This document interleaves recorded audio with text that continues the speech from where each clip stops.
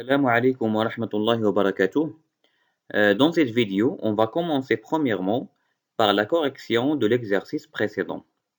Il est demandé dans cet exercice d'associer chaque circuit à son schéma. Premièrement, pour le circuit 1, on a deux lampes et une pile. Donc, le schéma correspondant, c'est le schéma 2. Pour le circuit 2, on a un moteur, interrupteur et une lampe. Donc, le schéma correspondant, c'est le schéma 3.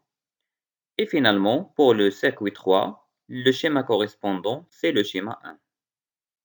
Dans cette image, on a un fil de connexion. La question qui se pose, pourquoi ce fil de connexion est constitué de différents matériaux? À votre avis, pourquoi? Ce fil de connexion est constitué de matériaux conducteurs et des matériaux isolants. Mais quelle est la différence entre conducteur et isolant? Pour savoir la différence entre conducteur et isolant, on va faire une expérience. Dans cette expérience, on prend une lampe, une pile et des fils de connexion. Et entre les points A et B, on va mettre de différents matériaux. Si on a de l'air entre les deux points A et B, on observe que l'état de la lampe est teinte. Donc, on dit que l'air est un isolant. Si on met un morceau de fer entre les deux points A et B, on observe que la lampe brille. Alors, on dit que le fer est un conducteur. Si on met un morceau de cuivre entre les deux points A et B, on observe que la lampe brille. Alors, le cuivre est un conducteur. Si on met du bois entre les deux points A et B, on observe que la lampe est teinte, c'est-à-dire que le bois est un isolant.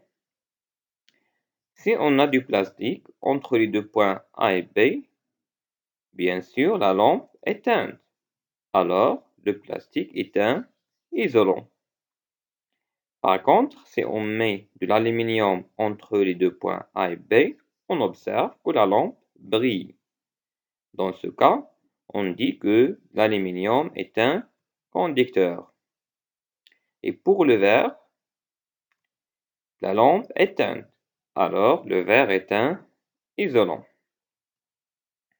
Pour conclure, on peut dire qu'il existe deux sortes de matériaux. Les conducteurs électriques sont des matériaux qui conduisent le courant électrique, c'est-à-dire qu'ils laissent le passage de courant électrique. Par contre, les isolants électriques sont des matériaux qui ne conduisent pas le courant électrique, c'est-à-dire qu'ils ne laissent pas passer le courant électrique.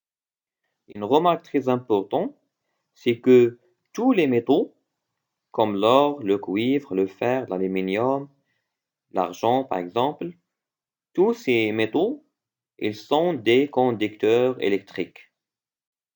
Si vous avez bien compris notre leçon aujourd'hui, je vous laisse cette application à faire et on va voir la correction dans le prochain vidéo, Inch'Allah. Merci à vous et à la prochaine vidéo, Inch'Allah.